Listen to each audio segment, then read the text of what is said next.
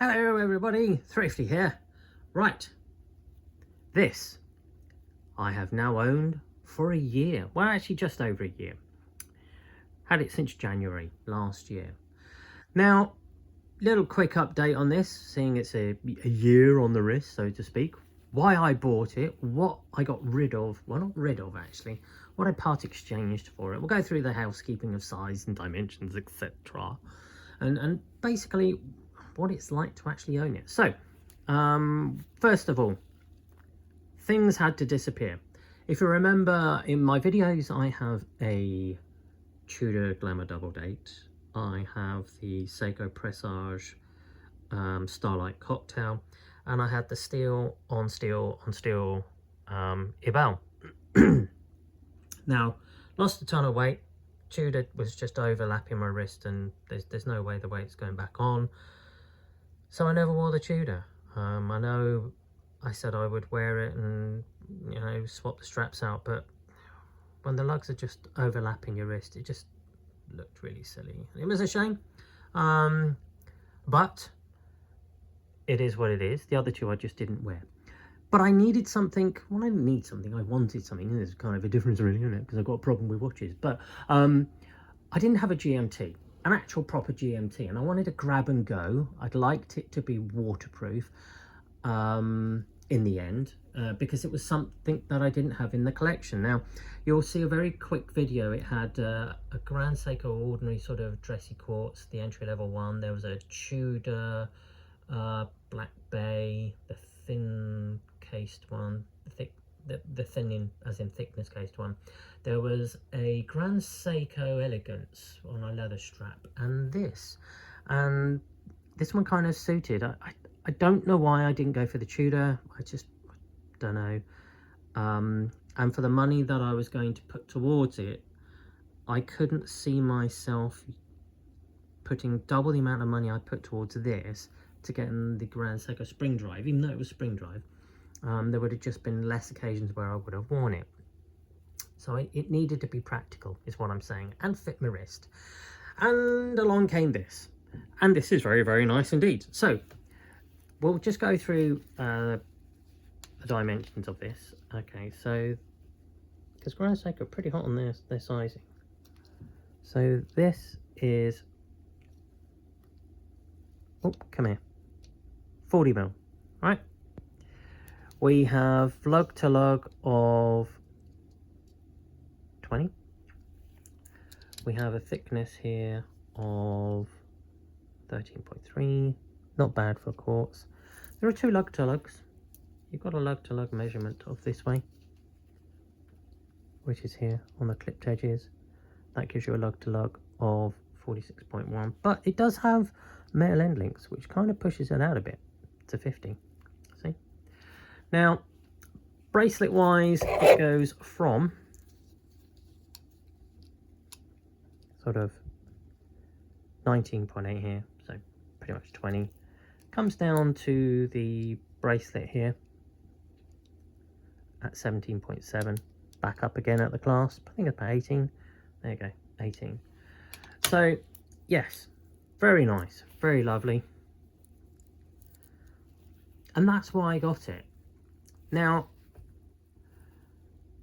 a year in, it needed a battery change, which was about 115 quid. Went away to Grand Seiko, and it had a battery change and a seal change, and I believe they pressure test it, okay?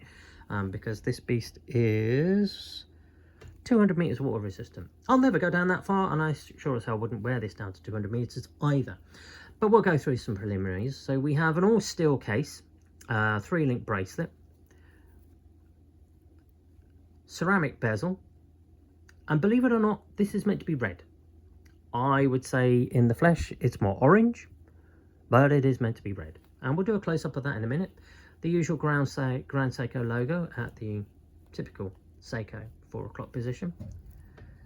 Comes all the way down to a mil clasp at the bottom here, which double deploy, doesn't come apart unless you do two of these. Okay.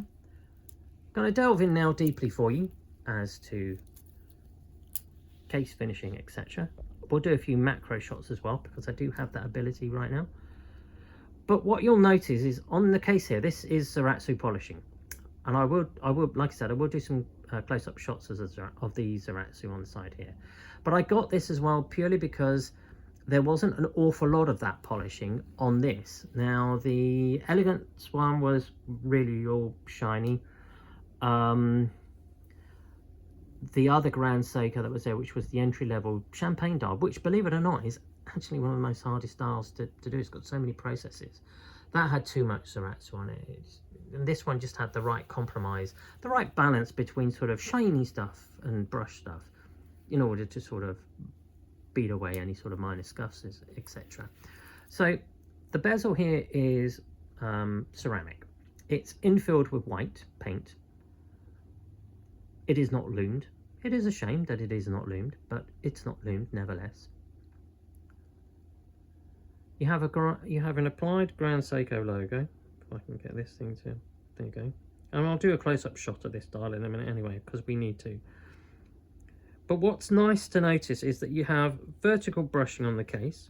You have a cutaway from the case to make it nice and sort of snug fitting on the wrist. The usual sort of polyhedron-y sort of style case ends here with the cut end links here. And it's quite blocky, really, to an extent. Leads around here. So you have Zaratsu polishing on the edge here, leading to more Zaratsu polishing on the edges here, and on the top part of the case. The same horizontal brushing, very fine brushing on here. Drilled lugs at the end, because Grand Seiko obviously are aware that you may want to replace this strap with something else. The metal strap's perfectly good as far as I'm concerned. Coming down to the strap though, it's actually quite nice. It has a very lovely, gently rolled edge to the top here. And there's quite a nice gappage as well. I've worn this in summer. It's very, very nice. Very nice indeed. And there's, because of the gappage, it does get rid of a lot of the retained heat. There's no retained heat at all. And the bracelet has a very nice sort of fine rolled edge to the bottom here as well. Brushed on the underneath, solid end links. Back up to your clasp. Now your clasp is slightly cut away. It's sort of milled away on the edges here, so that when you wear it, you don't get any of that sharp stuff against your wrist. Look, it's quite a nice thought. Quite a nice thought indeed. The Grand Seiko logo we'll do a quick close-up of, because you have polished Grand Seiko and a media blasted. So it's like as if you've got sort of polished, floated liquid metal on top of a frosty lake. Hey, how about that? And then back up to the case again. Now, I'm going to switch out now and go on to macro. All right, bear with. So this is your Grand Seiko logo. It's applied beautifully and looks like it's hewn out of just solid chunks of metal. Really tastefully done on top of the dial. The date window is just awesome.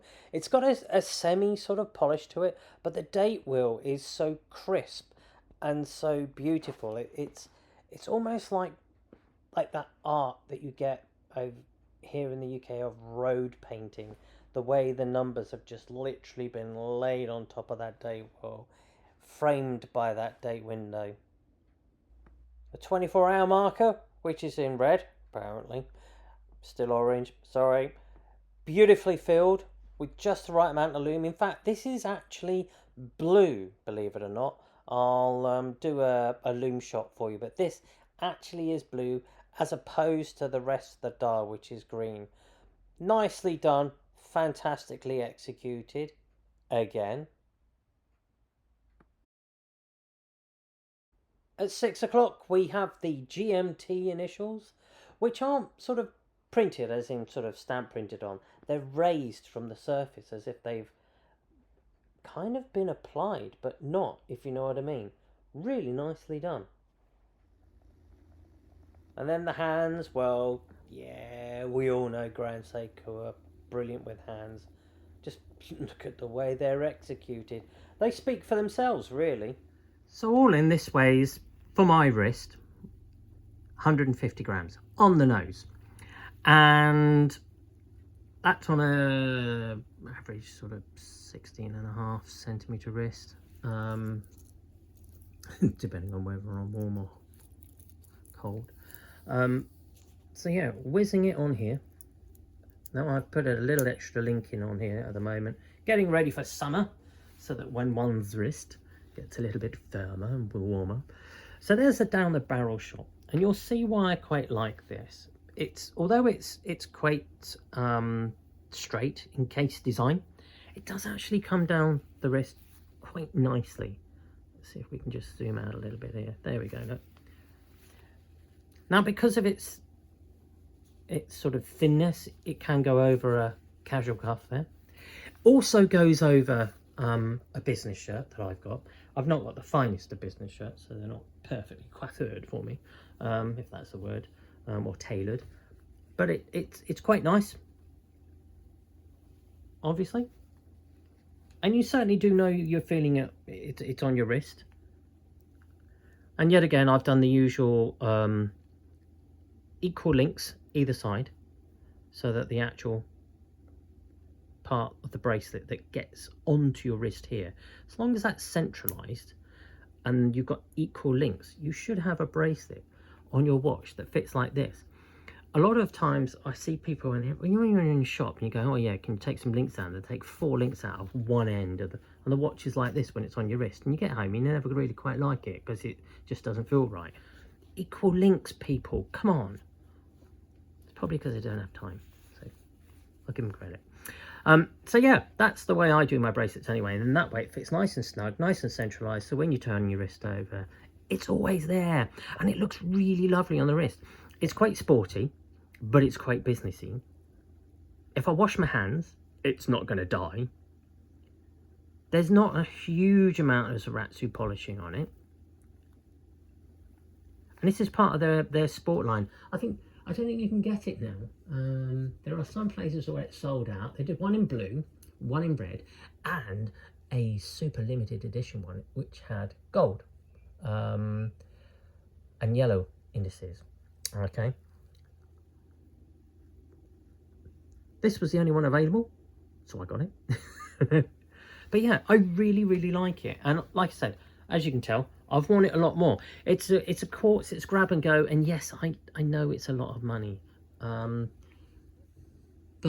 if you want quartz, you want grab and go, you want something posh, you want something nice that falls underneath the radar, then yeah, that's kind of why I got it, if I'm honest. And I like it. It's great. It does everything I needed to do. And it's a grab and go for when I give my ball an absolute rest. It needs to go in for a service actually, but that's why I kind of wear this, and I will alternate it between this and something else. Yeah, love it. So if you have one of these, do let me know. If you have the limited edition one, let me know.